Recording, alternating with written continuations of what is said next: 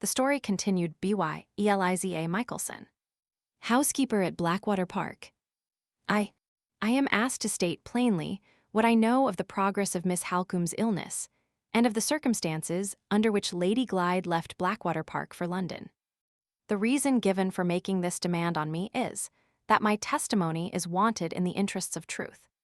As the widow of a clergyman of the Church of England, reduced by misfortune to the necessity of accepting a situation, I have been taught to place the claims of truth above all other considerations.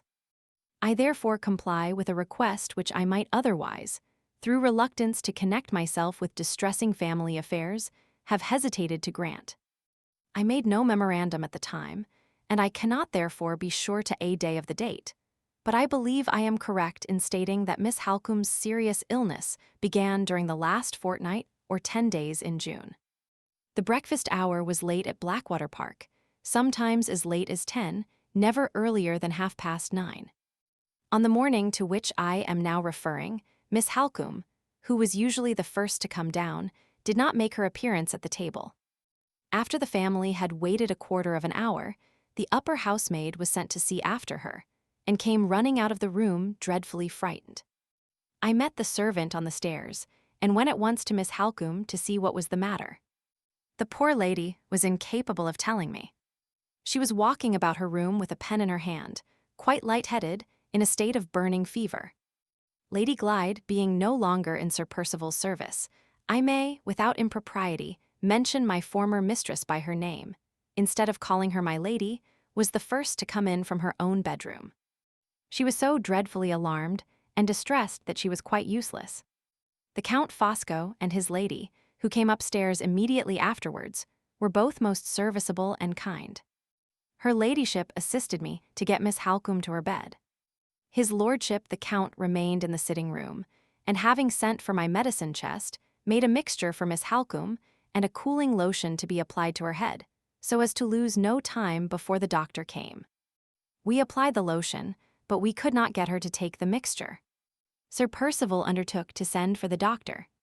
He dispatched a groom on horseback for the nearest medical man, Mr. Dawson, of Oak Lodge. Mr. Dawson arrived in less than an hour's time. He was a respectable elderly man, well known all round the country, and we were much alarmed when we found that he considered the case to be a very serious one. His lordship the Count affably entered into conversation with Mr. Dawson, and gave his opinions with a judicious freedom. Mr. Dawson, not over-courteously, inquired if his lordship's advice was the advice of a doctor, and being informed that it was the advice of one who had studied medicine unprofessionally, replied that he was not accustomed to consult with amateur physicians. The Count, with truly Christian meekness of temper, smiled and left the room. Before he went out, he told me that he might be found, in case he was wanted in the course of the day, at the boat-house on the banks of the lake. Why he should have gone there I cannot say. But he did go, remaining away the whole day till 7 o'clock, which was dinner-time.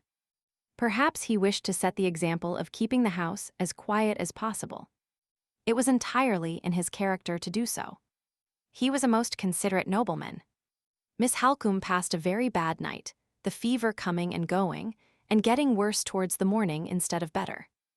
No nurse fit to wait on her being at hand in the neighborhood, her ladyship the Countess and myself undertook the duty, relieving each other.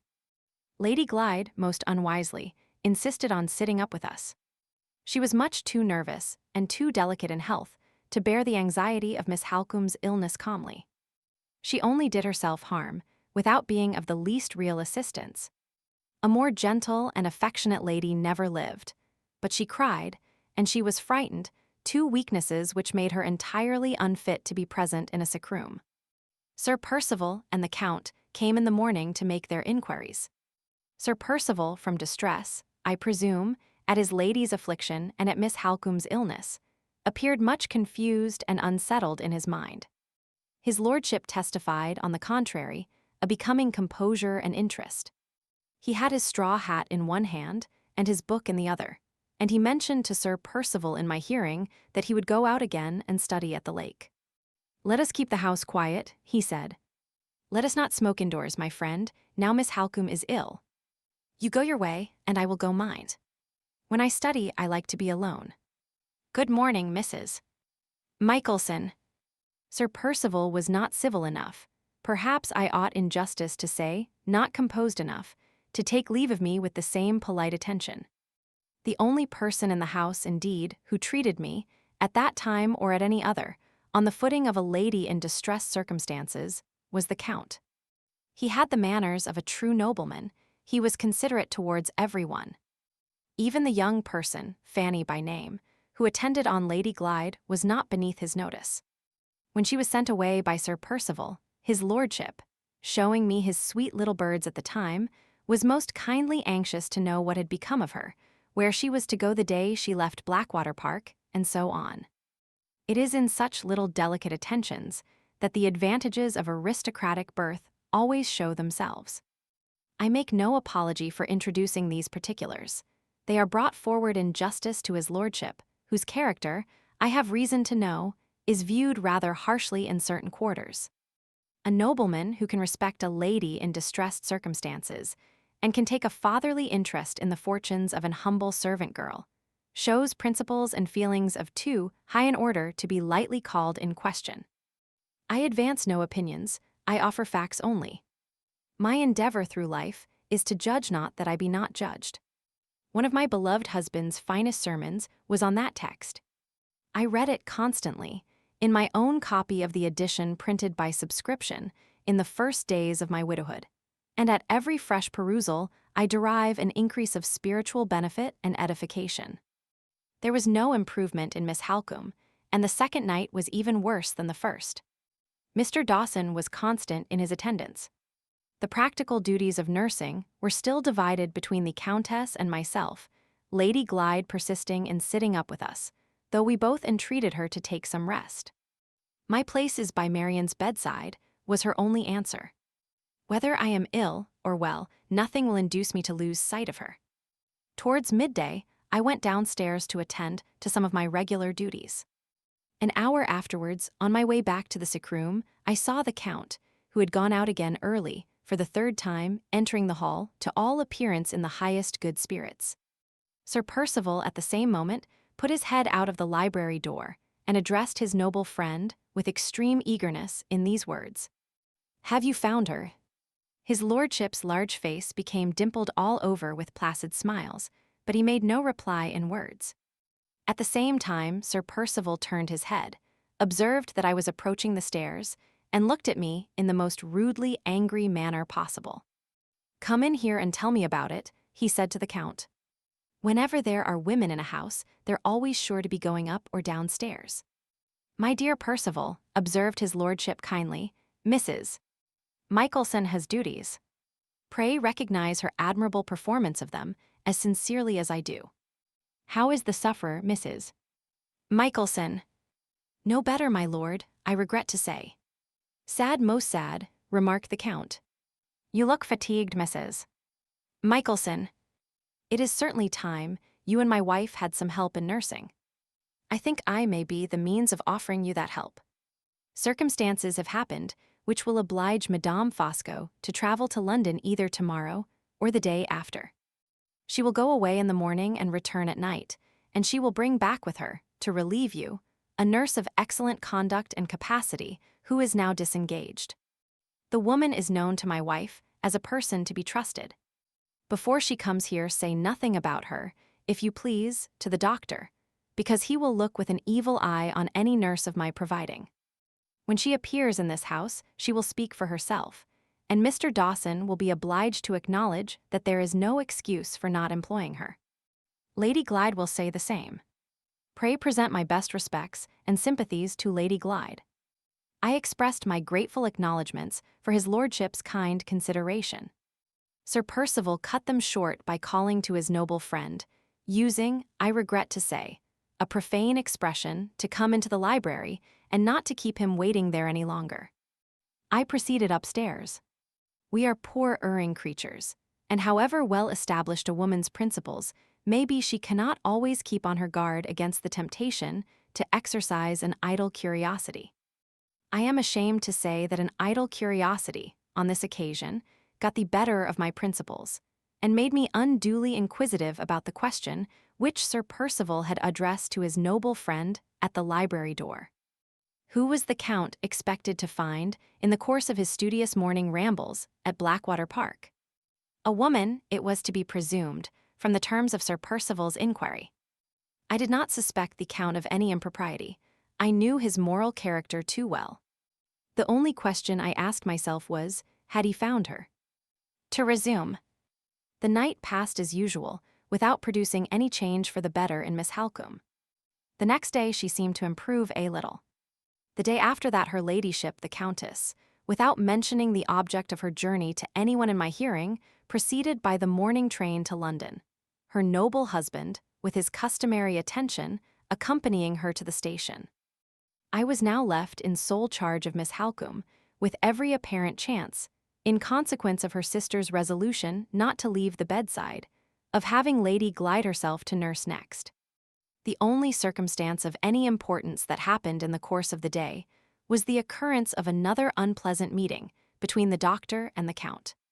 His lordship, on returning from the station, stepped up into Miss Halcombe's sitting-room to make his inquiries. I went out from the bedroom to speak to him, Mr. Dawson and Lady Glyde being both with the patient at the time. The Count asked me many questions about the treatment and the symptoms. I informed him that the treatment was of the kind described as saline, and that the symptoms, between the attacks of fever, were certainly those of increasing weakness and exhaustion. Just as I was mentioning these last particulars, Mr. Dawson came out from the bedroom. "Good morning, sir," said his lordship, stepping forward in the most urbane manner and stopping the doctor with a high-bred resolution impossible to resist. "I greatly fear you find no improvement in the symptoms today." "I find decided improvement," answered Mr. Dawson. "You still persist in your lowering treatment of this case of fever," continued his lordship. "I persist in the treatment which is justified by my own professional experience," said Mr. Dawson. "Permit me to put one question to you on the vast subject of professional experience," observed the Count. "I presume to offer no more advice, I only presume to make an inquiry. You live at some distance, sir, from the gigantic centers of scientific activity, London and Paris. Have you ever heard of the wasting effects of fever being reasonably and intelligibly repaired by fortifying the exhausted patient with brandy, wine, ammonia, and quinine? Has that new heresy of the highest medical authorities ever reached your ears? Yes or no?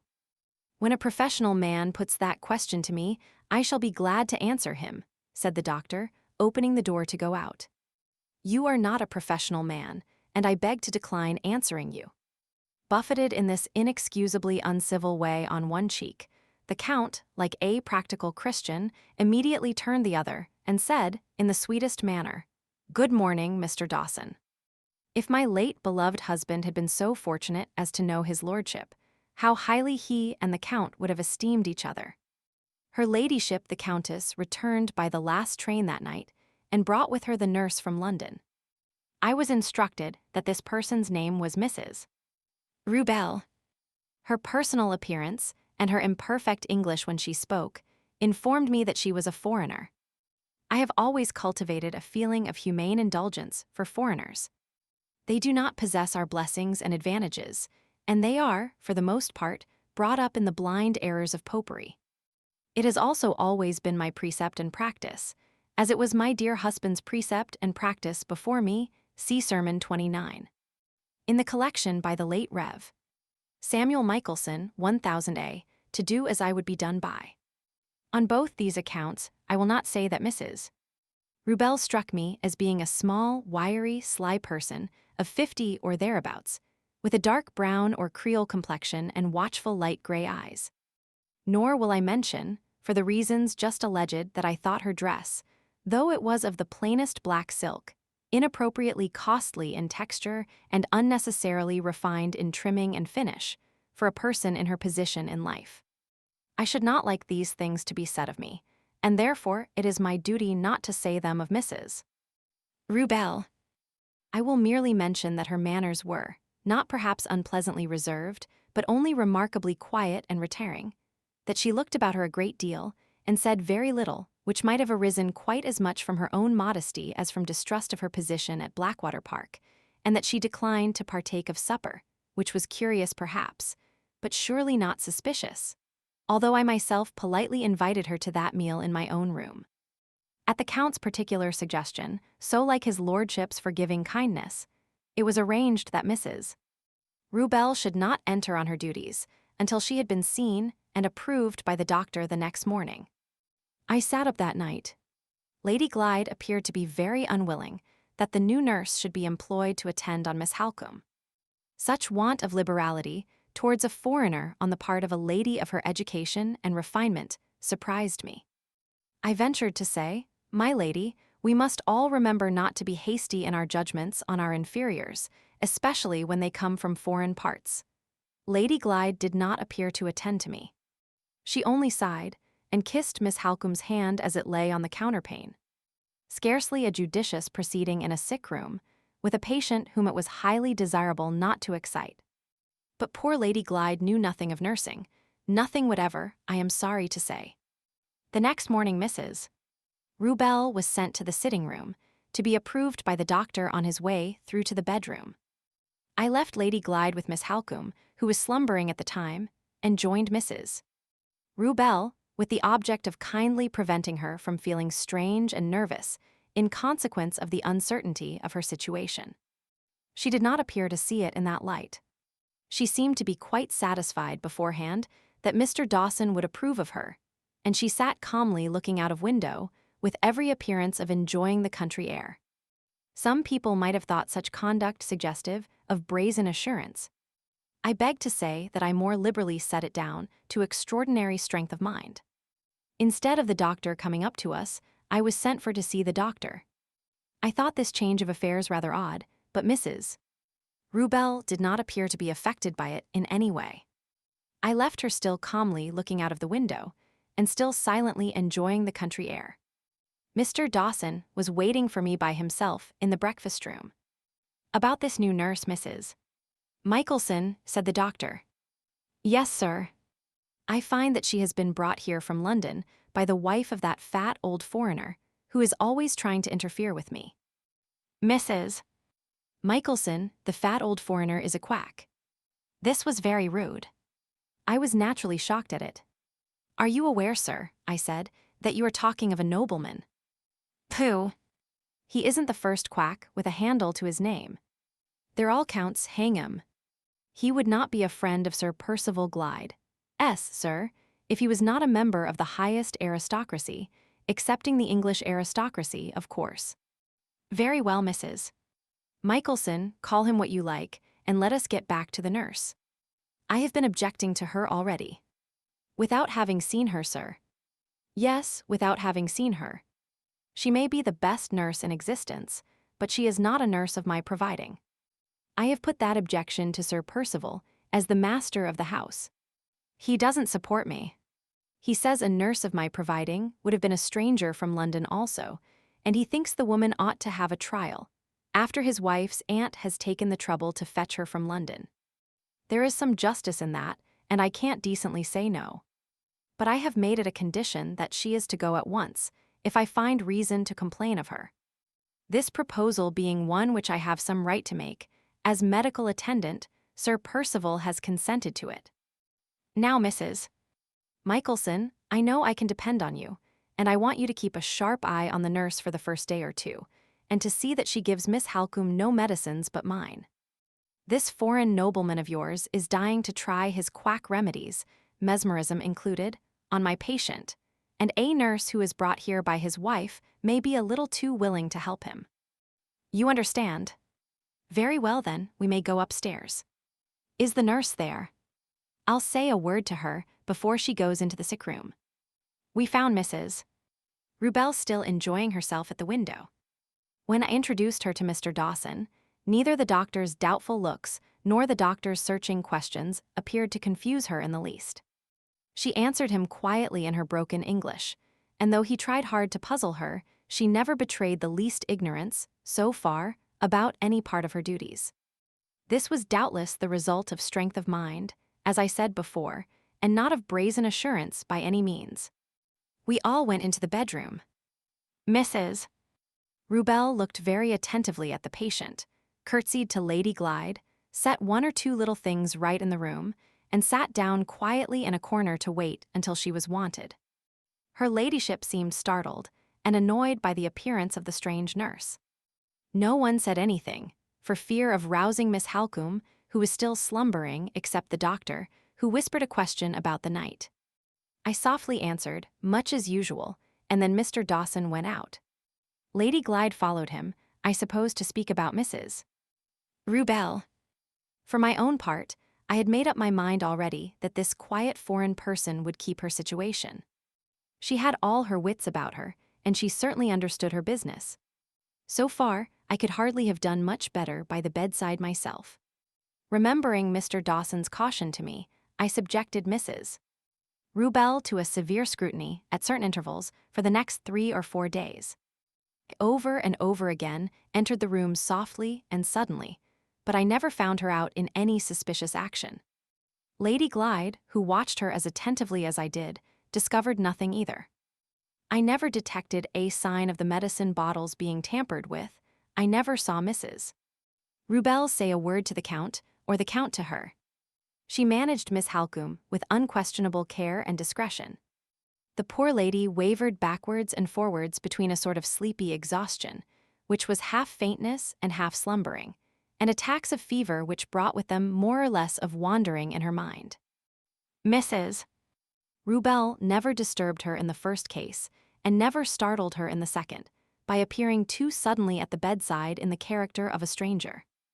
Honor to whom honor is due, whether foreign or English, and I give her privilege impartially to Mrs. Rubel.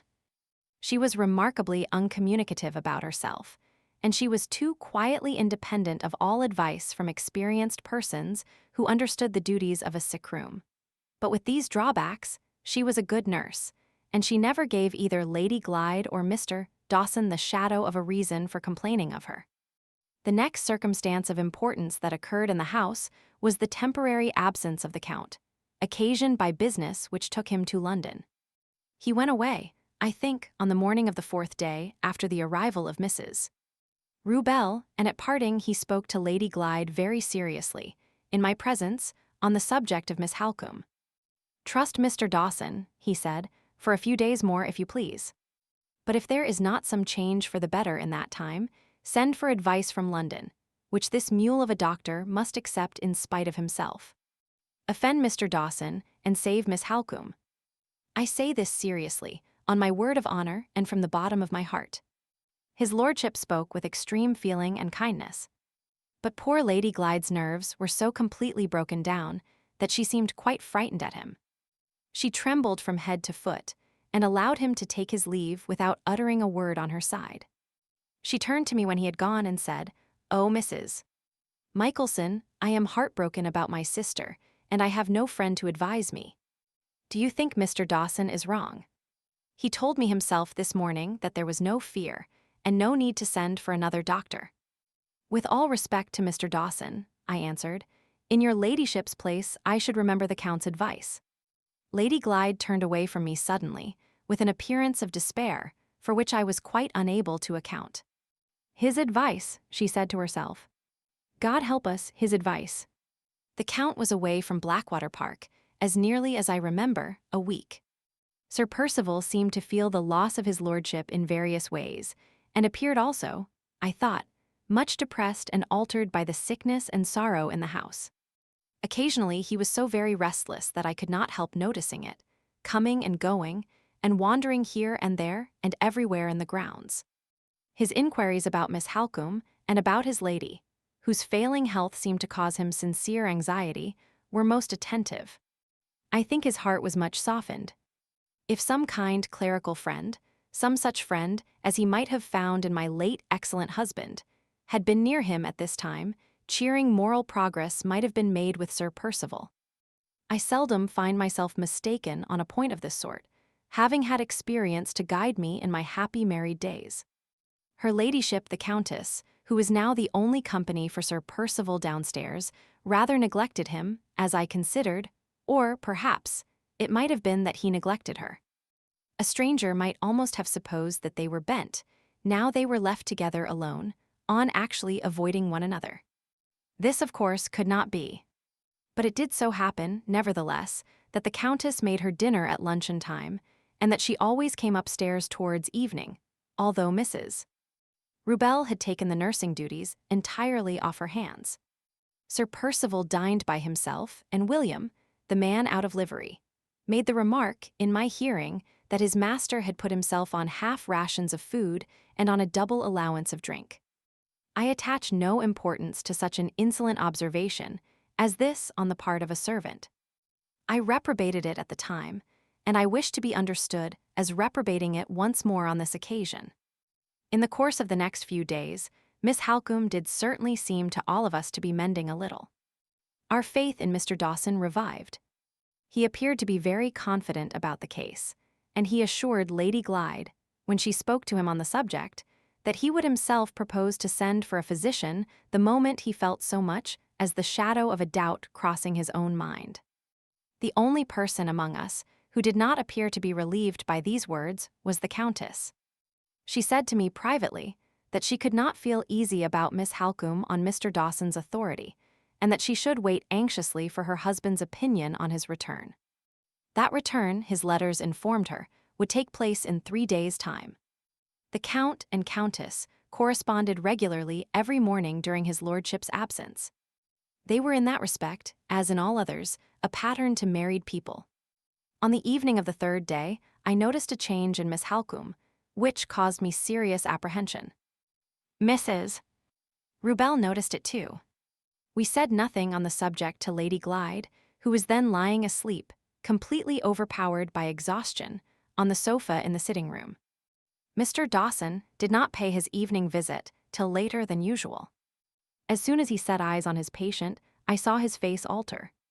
He tried to hide it, but he looked both confused and alarmed. A messenger was sent to his residence for his medicine chest, disinfecting preparations were used in the room, and a bed was made up for him in the house by his own directions. Has the fever turned to infection? I whispered to him. I am afraid it has, he answered. We shall know better tomorrow morning. By Mr. Dawson's own directions, Lady Glyde was kept in ignorance of this change for the worse. He himself absolutely forbade her, on account of her health, to join us in the bedroom that night. She tried to resist, there was a sad scene, but he had his medical authority to support him, and he carried his point.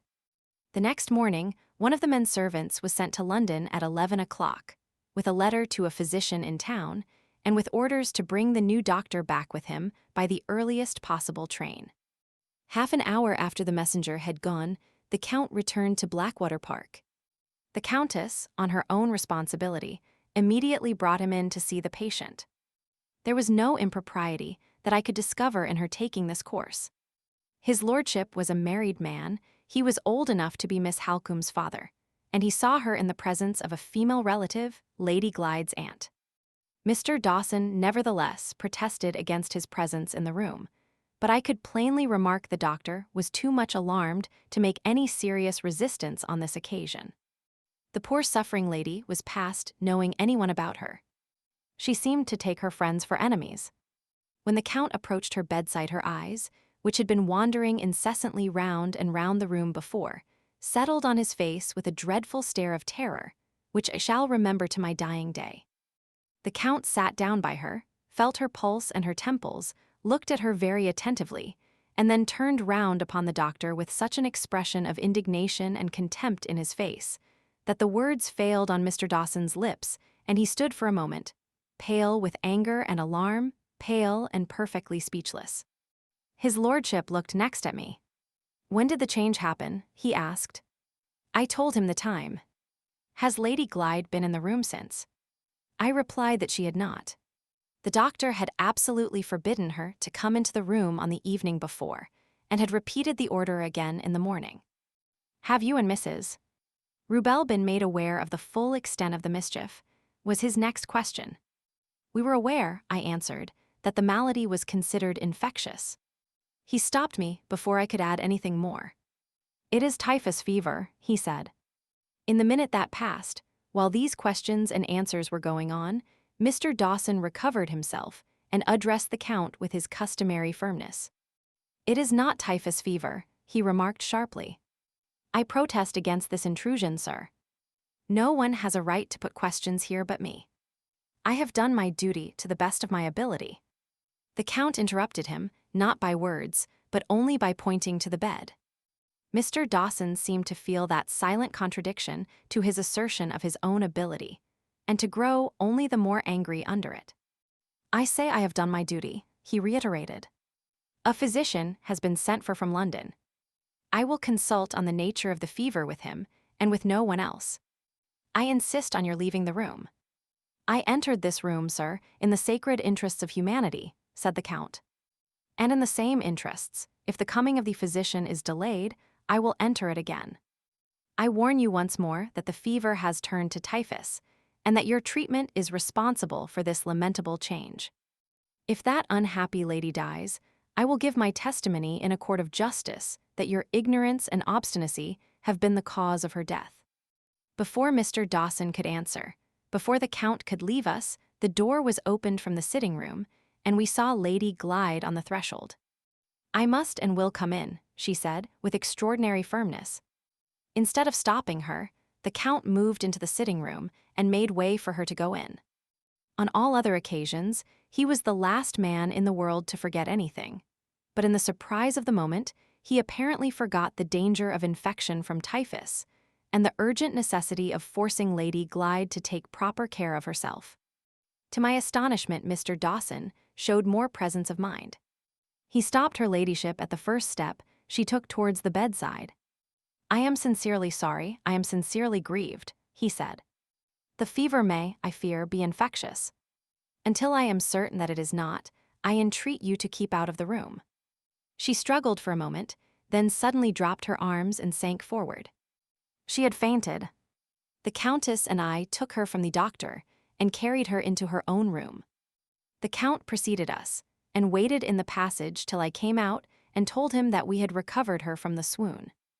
I went back to the doctor to tell him, by Lady Glyde's desire, that she insisted on speaking to him immediately.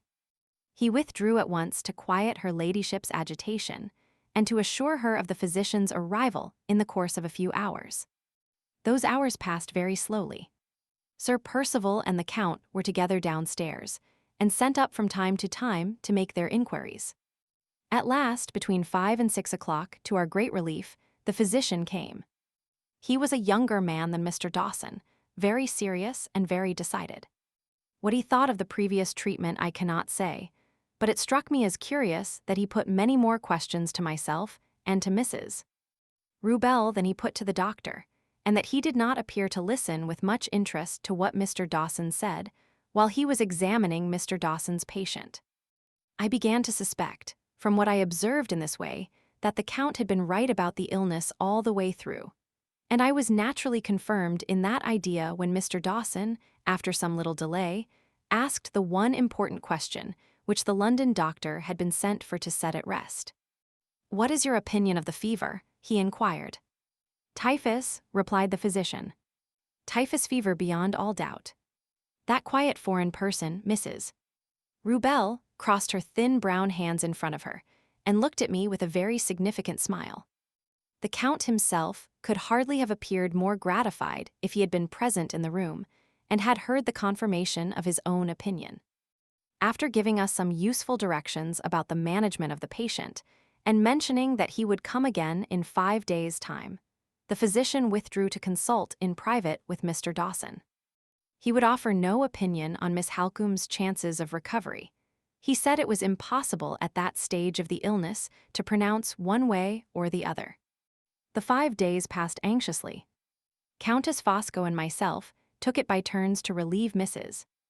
Rubel, Miss Halcombe's condition growing worse and worse, and requiring our utmost care and attention. It was a terribly trying time. Lady Glyde, supported, as Mr. Dawson said, by the constant strain of her suspense on her sister's account, rallied in the most extraordinary manner, and showed a firmness and determination for which I should myself never have given her credit. She insisted on coming into the sick room 2 or 3 times every day, to look at Miss Halcombe with her own eyes, promising not to go too close to the bed, if the doctor would consent to her wishes so far. Mr. Dawson very unwillingly made the concession required of him. I think he saw that it was hopeless to dispute with her. She came in every day, and she self-denyingly kept her promise. Felt it personally so distressing, as reminding me of my own affliction during my husband's last illness, to see how she suffered under these circumstances, that I must beg not to dwell on this part of the subject any longer. It is more agreeable to me to mention that no fresh disputes took place between Mr. Dawson and the Count. His lordship made all his inquiries by deputy, and remained continually in company with Sir Percival downstairs. On the 5th day the physician came again, and gave us a little hope. He said the 10th day from the first appearance of the typhus would probably decide the result of the illness, and he arranged for his 3rd visit to take place on that date.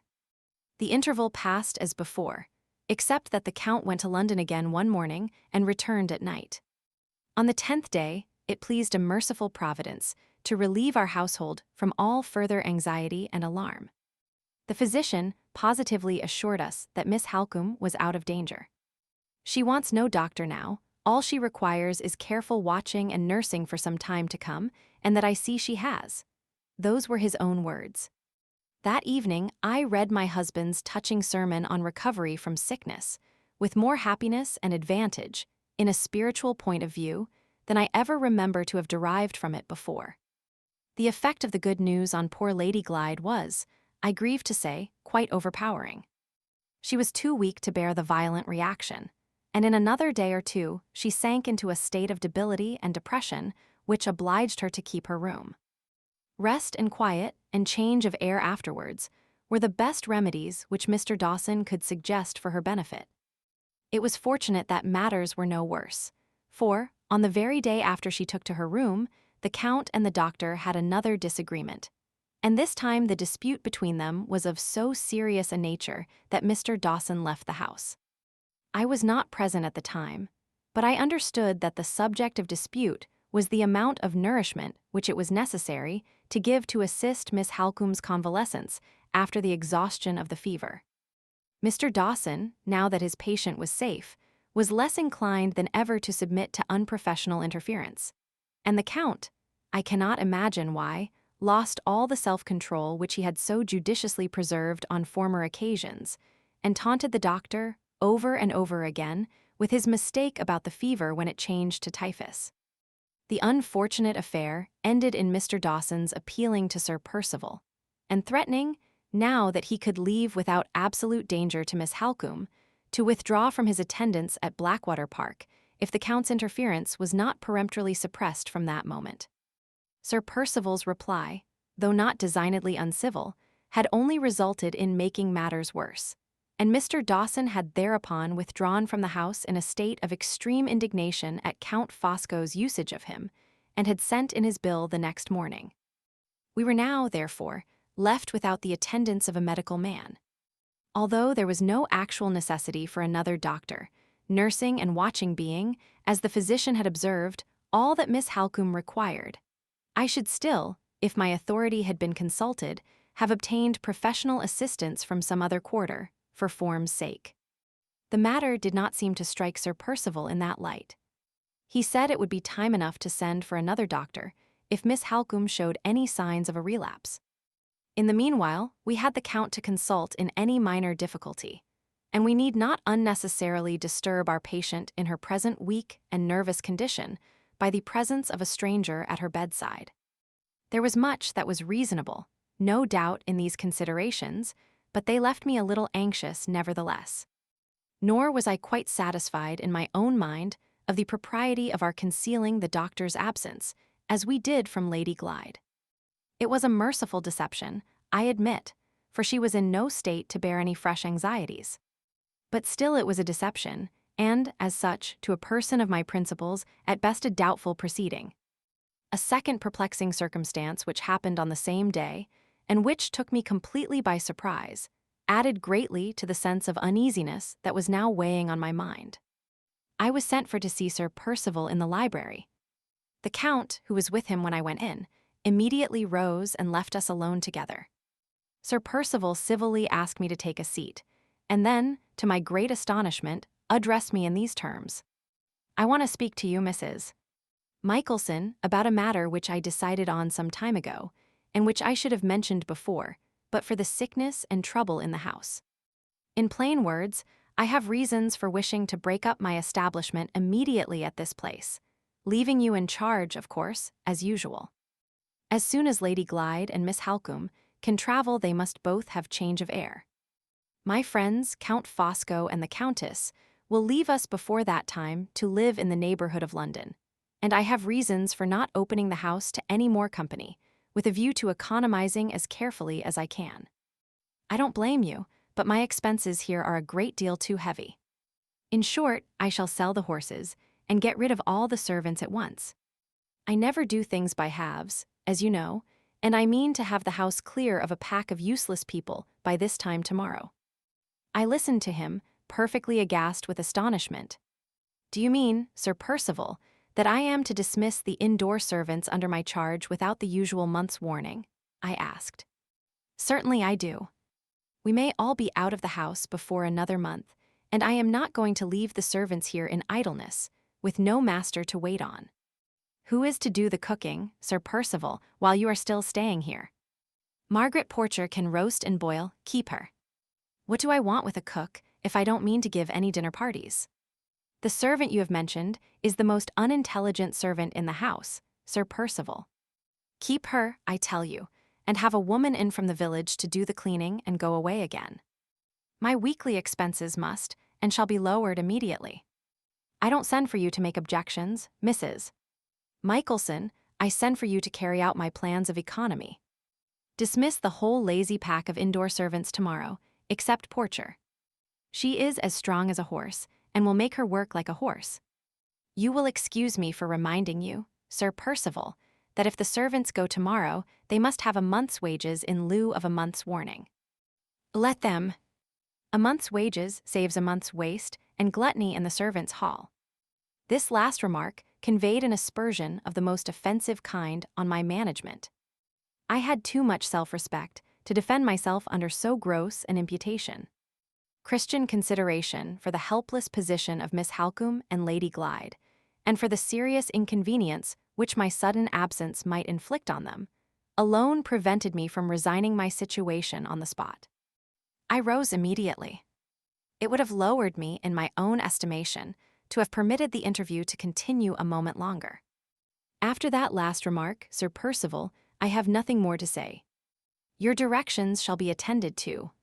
Pronouncing those words, I bowed my head with the most distant respect and went out of the room. The next day the servants left in a body. Sir Percival himself dismissed the grooms and stablemen, sending them, with all the horses but one, to London. Of the whole domestic establishment, indoors and out, there now remained only myself, Margaret Porcher, and the gardener, this last living in his own cottage, and being wanted to take care of the one horse that remained in the stables. With the house left in this strange and lonely condition, with the mistress of it ill in her room, with Miss Halcombe still as helpless as a child, and with the doctor's attendants withdrawn from us in enmity, it was surely not unnatural that my spirits should sink, and my customary composure be very hard to maintain. My mind was ill at ease. I wished the poor ladies both well again, and I wished myself away from Blackwater Park. 1. The Narrative of Hester Pinhorn, cook in the service of Count Fosco. I am sorry to say that I have never learnt to read or write. I have been a hard-working woman all my life, and have kept a good character. I know that it is a sin and wickedness to say the thing which is not, and I will truly beware of doing so on this occasion. All that I know I will tell, and I humbly beg the gentleman who takes this down to put my language right as he goes on, and to make allowances for my being no scholar. In this last summer I happened to be out of place, through no fault of my own, and I heard of a situation as plain cook at No. 5, Forest Road, St. John's Wood. I took the place on trial. My master's name was Fosco. My mistress was an English lady. He was count and she was countess. There was a girl to do housemaid's work when I got there. She was not over clean or tidy, but there was no harm in her. I and she were the only servants in the house. Our master and mistress came after we got in, and as soon as they did come, we were told, downstairs, that company was expected from the country. The company was my mistress's niece, and the back bedroom on the first floor was got ready for her. My mistress mentioned to me that Lady Glyde, that was her name, was in poor health, and that I must be particular in my cooking accordingly. She was to come that day, as well as I can remember, but whatever you do, don't trust my memory in the matter. I am sorry to say it's no use asking me about days of the month, and such like. Except Sundays, half my time I take no heed of them, being a hard-working woman and no scholar. All I know is Lady Glyde came, and when she did come, a fine fright she gave us all surely. I don't know how Master brought her to the house, being hard at work at the time. But he did bring her in the afternoon, I think, and the housemaid opened the door to them and showed them into the parlor. Before she had been long down in the kitchen again with me, we heard a hurry-scurry upstairs, and the parlor bell ringing like mad, and my mistress's voice calling out for help. We both ran up, and there we saw the lady laid on the sofa, with her face ghastly white, and her hands fast clenched, and her head drawn down to one side. She had been taken with a sudden fright, my mistress said, and Master he told us she was in a fit of convulsions. I ran out, knowing the neighborhood a little better than the rest of them, to fetch the nearest doctor's help. The nearest help was at Goodrick's and Garth's, who worked together as partners, and had a good name and connection, as I have heard, all round St. John's Wood. Mr. Goodrick was in, and he came back with me directly. It was some time before he could make himself of much use. The poor unfortunate lady fell out of one fit into another, and went on so till she was quite wearied out, and as helpless as a newborn babe. We then got her to bed. Mr. Goodrick went away to his house for medicine, and came back again in a quarter of an hour or less. Besides the medicine, he brought a bit of hollow mahogany wood with him, shaped like a kind of trumpet, and after waiting a little while, he put one end over the lady's heart and the other to his ear, and listened carefully. When he had done, he says to my mistress, who was in the room, "This is a very serious case," he says. "I recommend you to write to Lady Glyde's friends directly." My mistress says to him, "Is it heart disease?" And he says, "Yes, heart disease of a most dangerous kind." He told her exactly what he thought was the matter, which I was not clever enough to understand. But I know this. He ended by saying that he was afraid neither his help, nor any other doctor's help, was likely to be of much service. My mistress took this ill news more quietly than my master. He was a big, fat, odd sort of elderly man, who kept birds and white mice, and spoke to them as if they were so many Christian children. He seemed terribly cut up by what had happened. Poor Lady Glyde. Poor dear Lady Glyde, he says, and went stalking about, wringing his fat hands more like a play actor than a gentleman. For one question my mistress asked the doctor about the lady's chances of getting round. He asked a good 50 at least. I declare he quite tormented us all, and when he was quiet at last, out he went into the bit of back garden, picking trumpery little nosegays, and asking me to take them upstairs and make the sick room look pretty with them. As if that did any good. I think he must have been, at times, a little soft in his head. But he was not a bad master. He had a monstrous civil tongue of his own, and a jolly, easy, coaxing way with him. I liked him a deal better than my mistress. She was a hard one, if ever there was a hard one yet. Towards night-time, the lady roused up a little.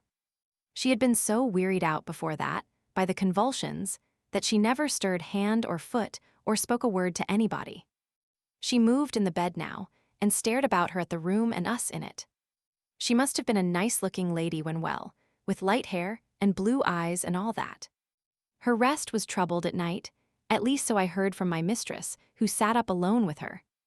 I only went in once before going to bed to see if I could be of any use, and then she was talking to herself in a confused, rambling manner. She seemed to want sadly to speak to somebody who was absent from her somewhere.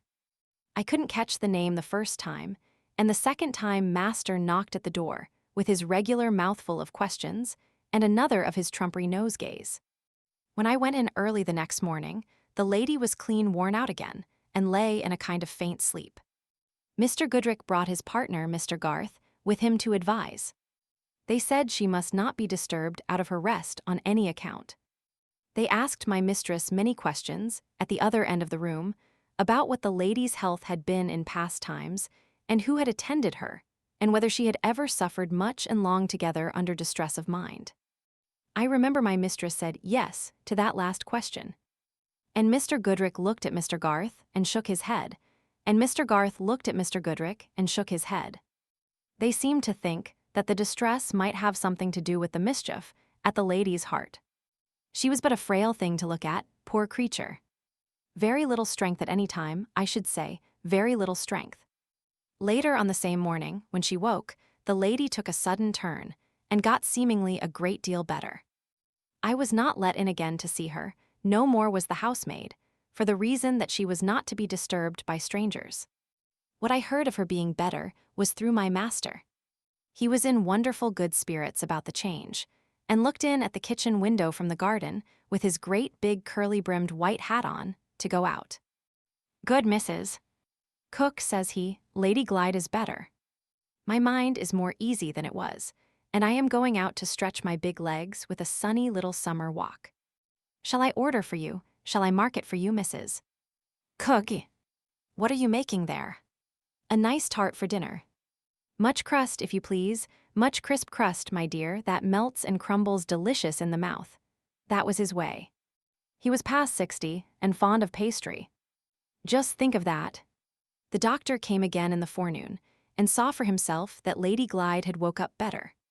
He forbid us to talk to her or to let her talk to us, in case she was that way disposed, saying she must be kept quiet before all things and encouraged to sleep as much as possible. She did not seem to want to talk whenever I saw her, except overnight.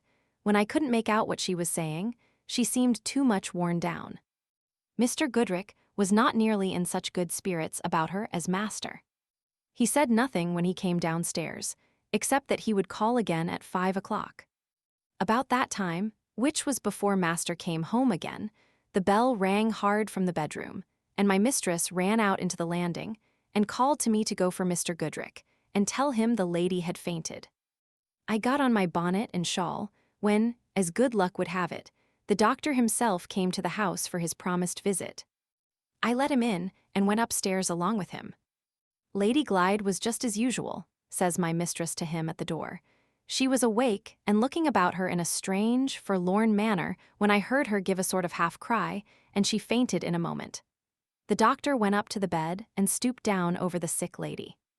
He looked very serious, all on a sudden at the sight of her, and put his hand on her heart. My mistress stared hard in Mr. Goodrick's face. "Not dead," says she, whispering and turning all of a tremble from head to foot. "Yes," says the doctor, very quiet and grave.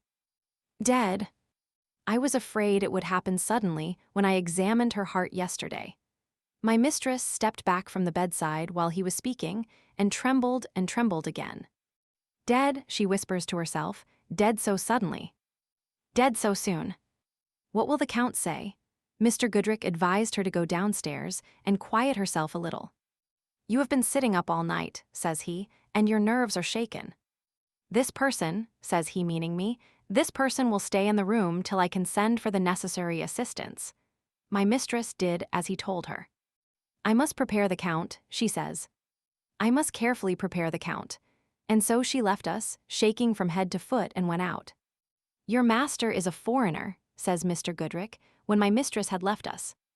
"Does he understand about registering the death?" "Can't rightly tell, sir," says I, "but I should think not." The doctor considered a minute, and then says he, "I don't usually do such things," says he, "but it may save the family trouble in this case if I register the death myself. I shall pass the district office in half an hour's time, and I can easily look in. Mention, if you please, that I will do so." "Yes, sir," says I, "with thanks, I'm sure, for your kindness in thinking of it. You don't mind staying here till I can send you the proper person?" says he. "No, sir," says I, "I'll stay with the poor lady till then." "I suppose nothing more could be done, sir, than was done," says I. "No," says he, "nothing. She must have suffered sadly before ever I saw her. The case was hopeless when I was called in." "Ah, dear me." "We all come to it, sooner or later, don't we, sir?" says I. He gave no answer to that. He didn't seem to care about talking. He said good day and went out.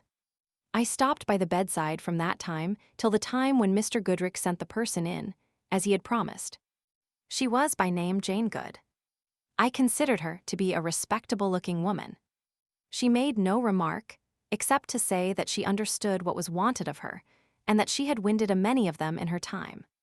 How Master bore the news when he first heard it is more than I can tell, not having been present.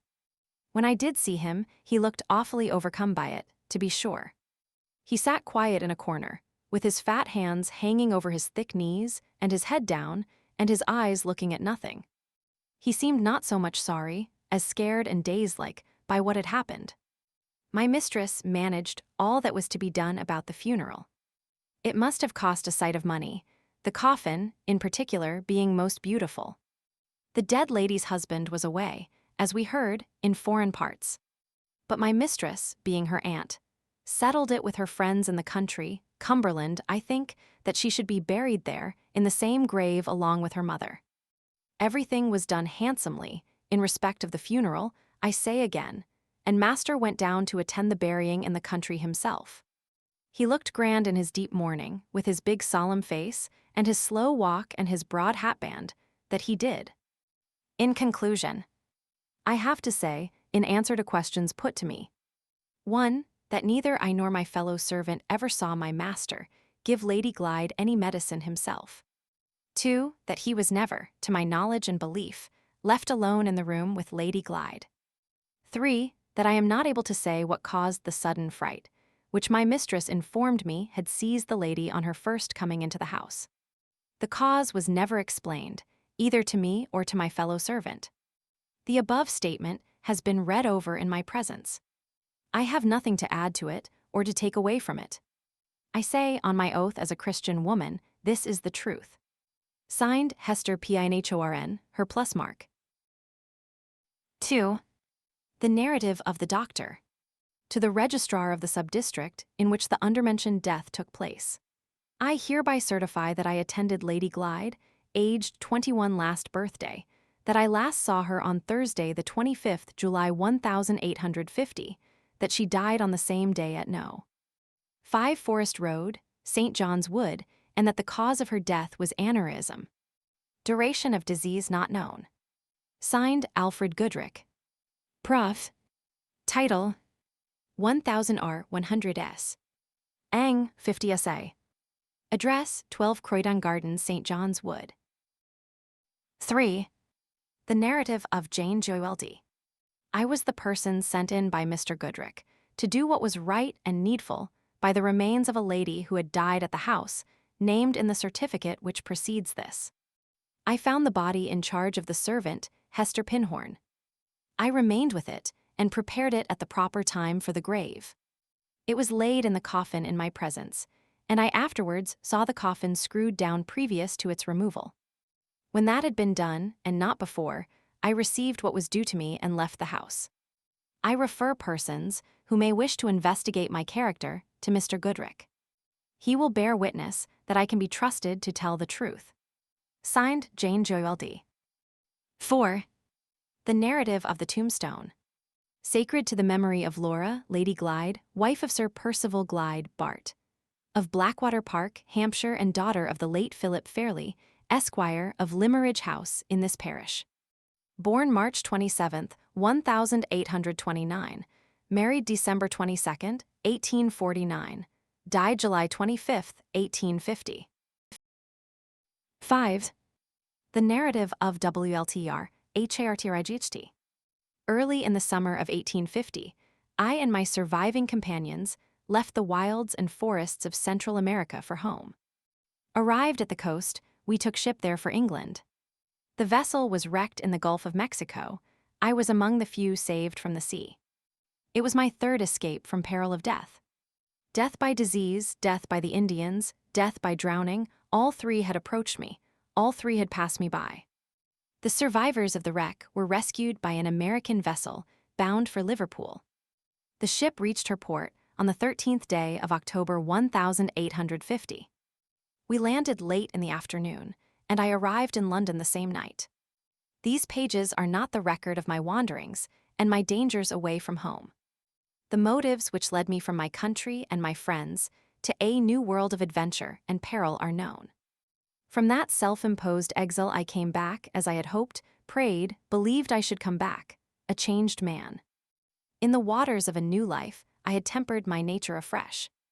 In the stern school of extremity and danger, my will had learnt to be strong, my heart to be resolute, my mind to rely on itself. I had gone out to fly from my own future. I came back to face it as a man should. To face it with that inevitable suppression of myself, which I knew it would demand from me. I had parted with the worst bitterness of the past, but not with my heart's remembrance of the sorrow and the tenderness of that memorable time. I had not ceased to feel the one irreparable disappointment of my life. I had only learnt to bear it. Laura Fairley was in all my thoughts when the ship bore me away, and I looked my last at England. Laura Fairley was in all my thoughts when the ship brought me back, and the morning light showed the friendly shore in view. My pen traces the old letters as my heart goes back to the old love. I write of her as Laura Fairley still. It is hard to think of her, it is hard to speak of her by her husband's name. There are no more words of explanation to add on my appearance for the second time in these pages. This narrative, if I have the strength and the courage to write it, may now go on. My first anxieties and first hopes, when the morning came, centered in my mother and my sister. I felt the necessity of preparing them for the joy and surprise of my return, after an absence during which it had been impossible for them to receive any tidings of me for months past. Early in the morning, I sent a letter to the Hampstead cottage, and followed it myself in an hour's time. When the first meeting was over, when our quiet and composure of other days began gradually to return to us, I saw something in my mother's face which told me that a secret oppression lay heavy on her heart. There was more than love, there was sorrow in the anxious eyes that looked on me so tenderly. There was pity in the kind hand that slowly and fondly strengthened its hold on mine. We had no concealments from each other. She knew how the hope of my life had been wrecked, she knew why I had left her. It was on my lips to ask as composedly as I could if any letter had come for me from Miss Halcombe, if there was any news of her sister that I might hear. But when I looked in my mother's face, I lost courage to put the question even in that guarded form. I could only say, doubtingly and restrainedly, "You have something to tell me." My sister, who had been sitting opposite to us, rose suddenly without a word of explanation, rose and left the room. My mother moved closer to me on the sofa and put her arms round my neck. Those fond arms trembled, the tears flowed fast over the faithful, loving face. "Walter," she whispered, "my own darling. My heart is heavy for you. Oh, my son. My son. Try to remember that I am still left." My head sank on her bosom. She had said all in saying those words. It was the morning of the third day since my return, the morning of the 16th of October. I had remained with them at the cottage. I had tried hard not to embitter the happiness of my return to them as it was embittered to me. I had done all man could to rise after the shock, and accept my life resignedly, to let my great sorrow come in tenderness to my heart and not in despair.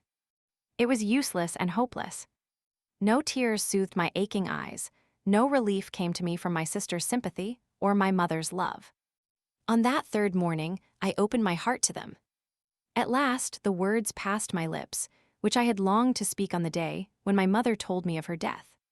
"Let me go away alone for a little while," I said. "I shall bear it better when I have looked once more at the place where I first saw her, when I have knelt and prayed by the grave where they have laid her to rest." I departed on my journey to the grave of Laura Fairley. It was a quiet autumn afternoon when I stopped at the solitary station, and set forth alone on foot by the well-remembered road. The waning sun was shining faintly through thin white clouds, the air was warm and still. The peacefulness of the lonely country was overshadowed and saddened by the influence of the falling year. I reached the moor. I stood again on the brow of the hill. I looked on along the path, and there were the familiar garden trees in the distance, the clear sweeping semicircle of the drive, the high white walls of Limmeridge House. The chances and changes, the wanderings and dangers of months and months past, all shrank and shriveled to nothing in my mind. It was like yesterday, since my feet had last trodden the fragrant heathy ground. I thought I should see her coming to meet me, with her little straw hat shading her face, her simple dress fluttering in the air, and her well-filled sketchbook ready in her hand.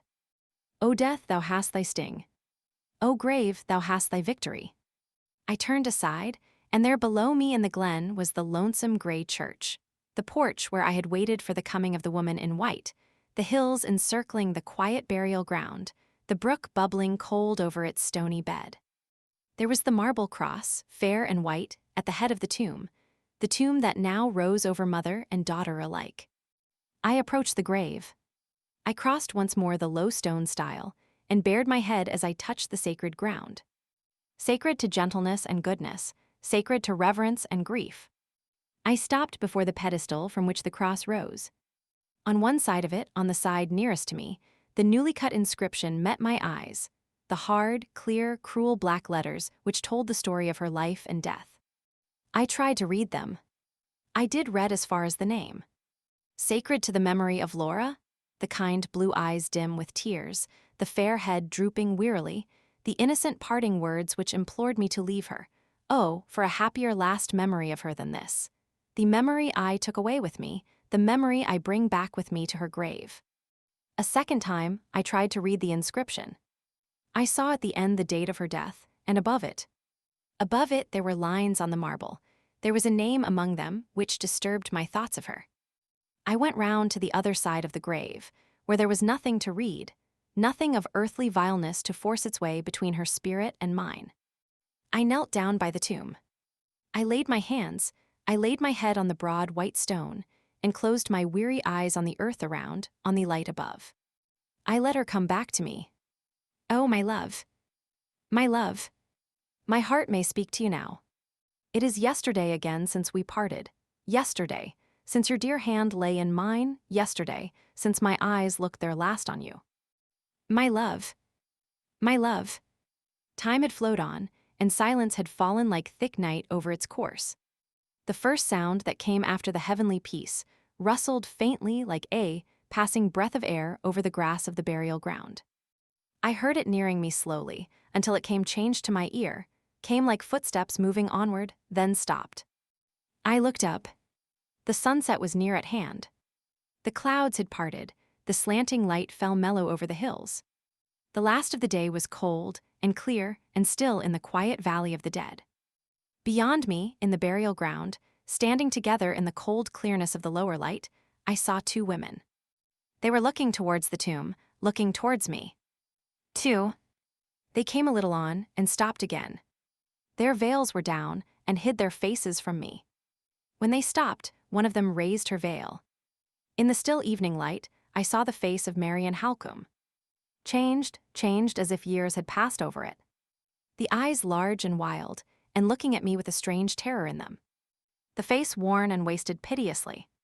Pain and fear and grief written on her as with a brand. I took one step towards her from the grave. She never moved, she never spoke. The veiled woman with her cried out faintly. I stopped. The springs of my life fell low, and the shuddering of an unutterable dread crept over me from head to foot.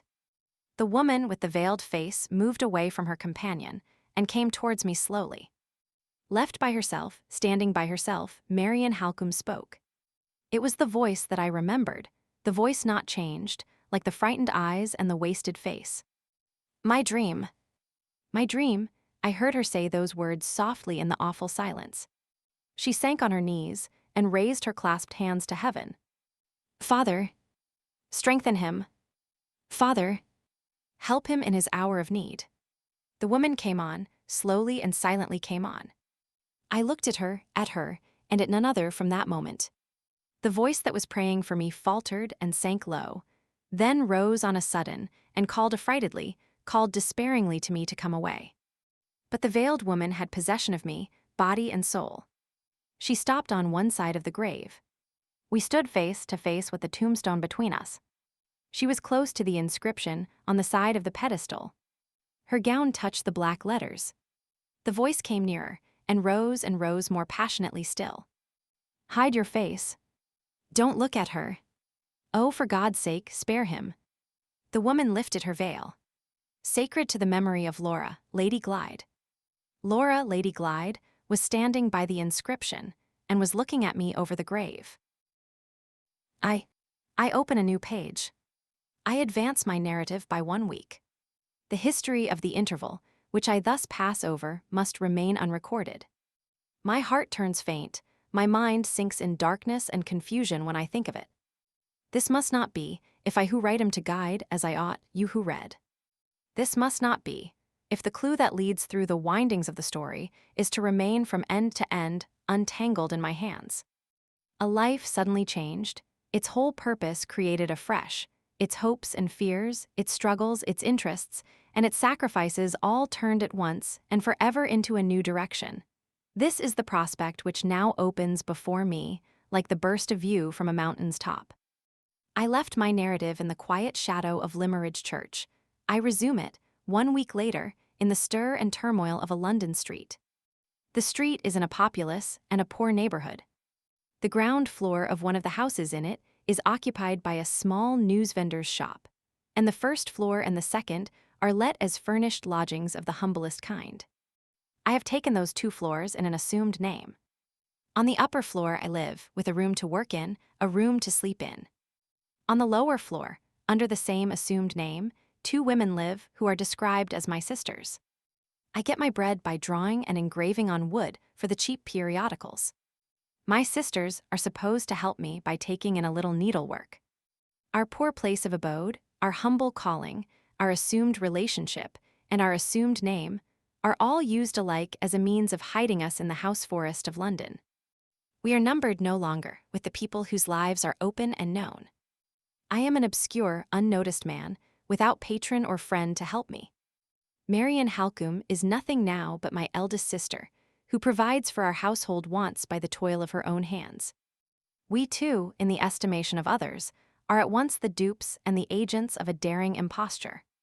We are supposed to be the accomplices of Mad Anne Catherick, who claims the name, the place, and the living personality of dead Lady Glyde. That is our situation. That is the changed aspect in which we 3 must appear, henceforth, in this narrative, for many and many a page to come. In the eye of reason and of law, in the estimation of relatives and friends, according to every received formality of civilized society, Laura, Lady Glyde, lay buried with her mother in Limmeridge churchyard. Torn in her own lifetime from the list of the living, the daughter of Philip Fairley and the wife of Percival Glyde might still exist for her sister, might still exist for me, but to all the world besides she was dead. Dead to her uncle, who had renounced her, dead to the servants of the house, who had failed to recognize her, dead to the persons in authority, who had transmitted her fortune to her husband and her aunt, dead to my mother and my sister, who believed me to be the dupe of an adventuress and the victim of a fraud. Socially, morally, legally, dead. And yet alive. Alive in poverty and in hiding. Alive with the poor drawing master to fight her battle, and to win the way back for her to her place in the world of living beings. Did no suspicion, excited by my own knowledge of Anne Catherick's resemblance to her, cross my mind when her face was first revealed to me? Not the shadow of a suspicion, from the moment when she lifted her veil by the side of the inscription which recorded her death. Before the sun of that day had set, before the last glimpse of the home which was closed against her had passed from our view, the farewell words I spoke when we parted at Limmeridge House had been recalled by both of us, repeated by me, recognized by her. If ever the time comes, when the devotion of my whole heart and soul and strength will give you a moment's happiness, or spare you a moment's sorrow, will you try to remember the poor drawing master who has taught you? She, who now remembered so little of the trouble and terror of a later time, remembered those words, and laid her poor head innocently and trustingly on the bosom of the man who had spoken them. In that moment, when she called me by my name, when she said, "They have tried to make me forget everything, Walter, but I remember Marian and I remember you." In that moment, I, who had long since given her my love, gave her my life, and thanked God that it was mine to bestow on her. Yes, the time had come. From thousands on thousands of miles away, through forest and wilderness, where companions stronger than I had fallen by my side, through peril of death thrice renewed, and thrice escaped, the hand that leads men on the dark road to the future had led me to meet that time. Forlorn and disowned, sorely tried and sadly changed, her beauty faded, her mind clouded, robbed of her station in the world, of her place among living creatures. The devotion I had promised, the devotion of my whole heart and soul and strength, might be laid blamelessly now at those dear feet. In the right of her calamity, in the right of her friendlessness, she was mine at last. Mine to support, to protect, to cherish, to restore. Mine to love and honor as father and brother both. Mine to vindicate through all risks and all sacrifices, through the hopeless struggle against rank and power, through the long fight with armed deceit and fortified success, through the waste of my reputation, through the loss of my friends, through the hazard of my life. 11. The inquest was hurried for certain local reasons, which weighed with the coroner and the town authorities. It was held on the afternoon of the next day. I was necessarily one among the witnesses, summoned to assist the objects of the investigation. My first proceeding in the morning was to go to the post office and inquire for the letter which I expected from Marian. No change of circumstances, however extraordinary, could affect the one great anxiety which weighed on my mind while I was away from London. The morning's letter, which was the only assurance I could receive that no misfortune had happened in my absence, was still the absorbing interest with which my day began. To my relief, the letter from Marian was at the office waiting for me. Nothing had happened, they were both as safe and as well as when I had left them. Laura sent her love, and begged that I would let her know of my return a day beforehand. Her sister added, in explanation of this message, that she had saved nearly a sovereign out of her own private purse, and that she had claimed the privilege of ordering the dinner and giving the dinner which was to celebrate the day of my return. I read these little domestic confidences in the bright morning, with the terrible recollection of what had happened the evening before vivid in my memory. The necessity of sparing Laura any sudden knowledge of the truth was the first consideration which the letter suggested to me. I wrote at once to Marian to tell her what I have told in these pages, presenting the tidings as gradually and gently as I could, and warning her not to let any such thing as a newspaper fall in Laura's way while I was absent. In the case of any other woman, less courageous and less reliable, I might have hesitated before I ventured on unreservedly disclosing the whole truth. But I owed it to Marian to be faithful to my past experience of her, and to trust her as I trusted myself. My letter was necessarily a long one. It occupied me until the time came for proceeding to the inquest. The objects of the legal inquiry were necessarily beset by peculiar complications and difficulties.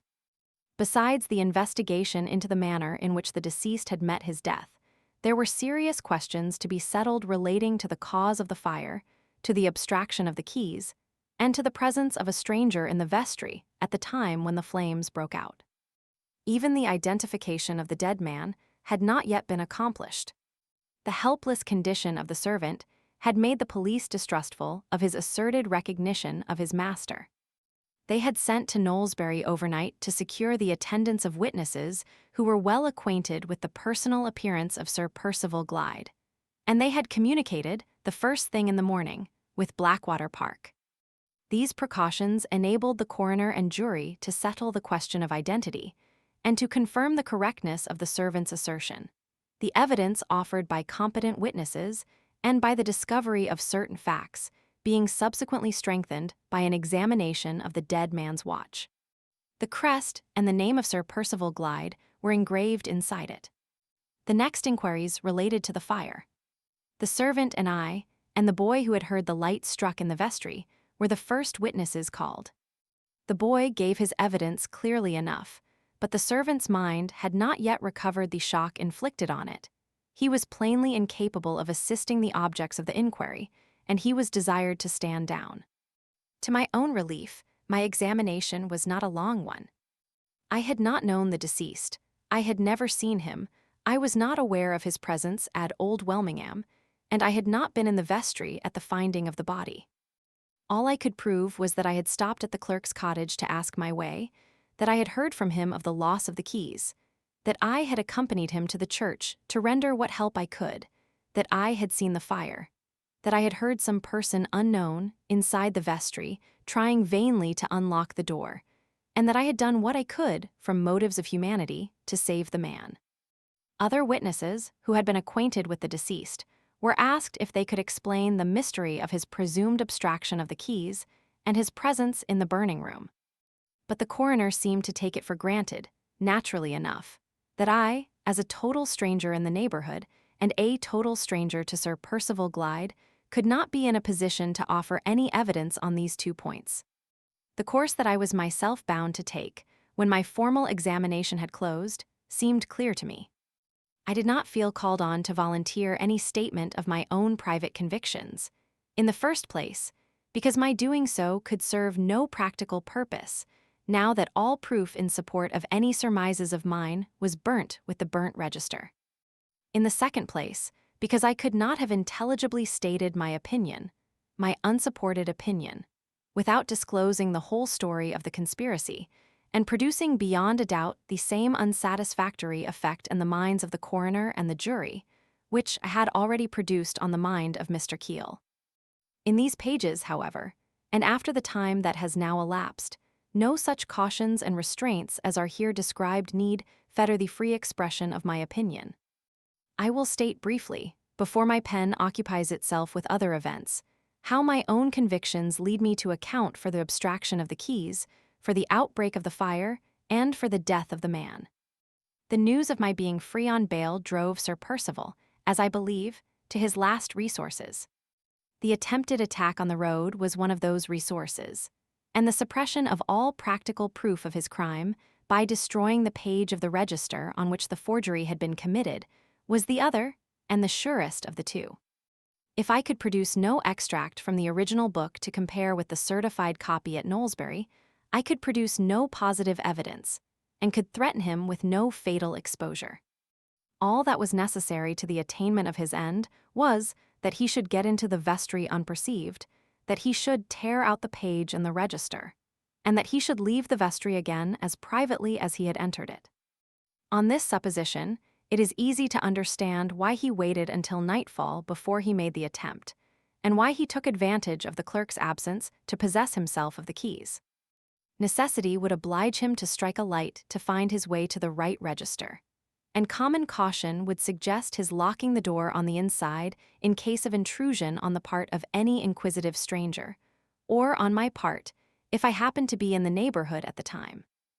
I cannot believe that it was any part of his intention to make the destruction of the register appear to be the result of accident, by purposely setting the vestry on fire. The bare chance that prompt assistance might arrive, and that the books might, by the remotest possibility, be saved, would have been enough, on a moment's consideration, to dismiss any idea of this sort from his mind. Remembering the quantity of combustible objects in the vestry, the straw, the papers, the packing cases, the dry wood, the old worm-eaten presses, all the probabilities, in my estimation, point to the fire as the result of an accident with his matches or his light. His first impulse, under these circumstances, was doubtless to try to extinguish the flames, and failing in that, his second impulse, ignorant as he was of the state of the lock, had been to attempt to escape by the door which had given him entrance. When I had called to him, the flames must have reached across the door leading into the church, on either side of which the presses extended, and close to which the other combustible objects were placed. In all probability, the smoke and flame, confined as they were to the room, had been too much for him when he tried to escape by the inner door. He must have dropped in his death swoon, he must have sunk in the place where he was found, just as I got on the roof to break the skylight window. Even if we had been able, afterwards, to get into the church, and to burst open the door from that side, the delay must have been fatal. He would have been past saving, long past saving by that time. We should only have given the flames free ingress into the church, which was now preserved, but which, in that event, would have shared the fate of the vestry. There is no doubt in my mind, there can be no doubt in the mind of anyone, that he was a dead man before ever we got to the empty cottage, and worked with might and main to tear down the beam. This is the nearest approach that any theory of mine can make towards accounting for a result, which was visible matter of fact. As I have described them, so events passed to us outside. As I have related it, so his body was found. The inquest was adjourned over one day. No explanation that the eye of the law could recognize having been discovered, thus far to account for the mysterious circumstances of the case. It was arranged that more witnesses should be summoned, and that the London solicitor of the deceased should be invited to attend. A medical man was also charged with the duty of reporting on the mental condition of the servant, which appeared at present to debar him from giving any evidence of the least importance. He could only declare in a dazed way that he had been ordered on the night of the fire to wait in the lane, and that he knew nothing else except that the deceased was certainly his master. My own impression was that he had been first used, without any guilty knowledge on his own part, to ascertain the fact of the clerk's absence from home on the previous day, and that he had been afterwards ordered to wait near the church, but out of sight of the vestry, to assist his master, in the event of my escaping the attack on the road, and of a collision occurring between Sir Percival and myself. It is necessary to add that the man's own testimony was never obtained to confirm this view. The medical report of him declared that what little mental faculty he possessed was seriously shaken. Nothing satisfactory was extracted from him at the adjourned inquest, and for aught I know to the contrary, he may never have recovered to this day. I returned to the hotel at Welmingham so jaded in body and mind, so weakened and depressed by all that I had gone through, as to be quite unfit to endure the local gossip about the inquest, and to answer the trivial questions that the talkers addressed to me in the coffee-room. I withdrew from my scanty dinner to my cheap garret chamber to secure myself a little quiet, and to think undisturbed of Laura and Marian.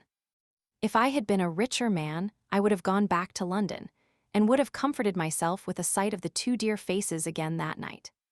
But I was bound to appear, if called on, at the adjourned inquest, and doubly bound to answer my bail before the magistrate at Knowlesbury. Our slender resources had suffered already, and the doubtful future, more doubtful than ever now, made me dread decreasing our means unnecessarily by allowing myself an indulgence even at the small cost of a double railway journey in the carriages of the second class. The next day, the day immediately following the inquest, was left at my own disposal. I began the morning by again applying at the post office for my regular report from Marian. It was waiting for me as before, and it was written throughout in good spirits. I read the letter thankfully, and then set forth with my mind at ease for the day to go to Old Welmingham, and to view the scene of the fire by the morning light. What changes met me when I got there! Through all the ways of our unintelligible world, the trivial and the terrible walk hand in hand together. The irony of circumstances holds no mortal catastrophe in respect. When I reached the church, the trampled condition of the burial ground was the only serious trace left to tell of the fire and the death. A rough hoarding of boards had been knocked up before the vestry doorway. Rude caricatures were scrawled on it already, and the village children were fighting and shouting for the possession of the best peephole to see through. On the spot where I had heard the cry for help from the burning room, on the spot where the panic-stricken servant had dropped on his knees, a fussy flock of poultry was now scrambling for the first choice of worms after the rain. And on the ground at my feet, where the door and its dreadful burden had been laid, a workman's dinner was waiting for him, tied up in a yellow basin, and his faithful cur in charge was yelping at me for coming near the food. The old clerk, looking idly at the slow commencement of the repairs, had only one interest that he could talk about now: the interest of escaping all blame for his own part on account of the accident that had happened. One of the village women, whose white wild face I remembered the picture of terror when we pulled down the beam, was giggling with another woman, the picture of inanity, over an old washing tub. There is nothing serious in mortality. Solomon in all his glory was Solomon, with the elements of the contemptible lurking in every fold of his robes and in every corner of his palace. As I left the place, my thoughts turned, not for the first time, to the complete overthrow that all present hope of establishing Laura's identity had now suffered through Sir Percival's death. He was gone, and with him the chance was gone, which had been the one object of all my labors and all my hopes. Could I look at my failure from no truer point of view than this? Suppose he had lived, would that change of circumstance have altered the result? Could I have made my discovery a marketable commodity, even for Laura's sake, after I had found out that robbery of the rights of others was the essence of Sir Percival's crime. Could I have offered the price of my silence for his confession of the conspiracy, when the effect of that silence must have been to keep the right heir from the estates and the right owner from the name? Impossible. If Sir Percival had lived, the discovery, from which, in my ignorance of the true nature of the secret, I had hoped so much, could not have been mine to suppress or to make public, as I thought best, for the vindication of Laura's rights. In common honesty and common honor, I must have gone at once to the stranger, whose birthright had been usurped. I must have renounced the victory at the moment when it was mine, by placing my discovery unreservedly in that stranger's hands. And I must have faced afresh all the difficulties which stood between me and the one object of my life, exactly as I was resolved in my heart of hearts to face them now. I returned to Welmingham with my mind composed, feeling more sure of myself and my resolution than I had felt yet. On my way to the hotel, I passed the end of the square in which Mrs. Catterick lived. Should I go back to the house and make another attempt to see her? No. That news of Sir Percival's death, which was the last news she ever expected to hear, must have reached her hour since. All the proceedings at the inquest had been reported in the local paper that morning. There was nothing I could tell her which she did not know already. My interest in making her speak had slackened. Remembered the furtive hatred in her face when she said, "There is no news of Sir Percival that I don't expect, except the news of his death." I remembered the stealthy interest in her eyes when they settled on me at parting, after she had spoken those words. Some instinct, deep in my heart, which I felt to be a true one, made the prospect of again entering her presence repulsive to me. I turned away from the square, and went straight back to the hotel. Some hours later, while I was resting in the coffee room, a letter was placed in my hands by the waiter. It was addressed to me by name, and I found on inquiry that it had been left at the bar by a woman just as it was near dusk, and just before the gas was lighted. She had said nothing, and she had gone away again before there was time to speak to her, or even to notice who she was. I opened the letter. It was neither dated nor signed, and the handwriting was palpably disguised. Before I had read the first sentence, however, I knew who my correspondent was, Mrs. Catterick. The letter ran as follows. I copy it exactly, word for word.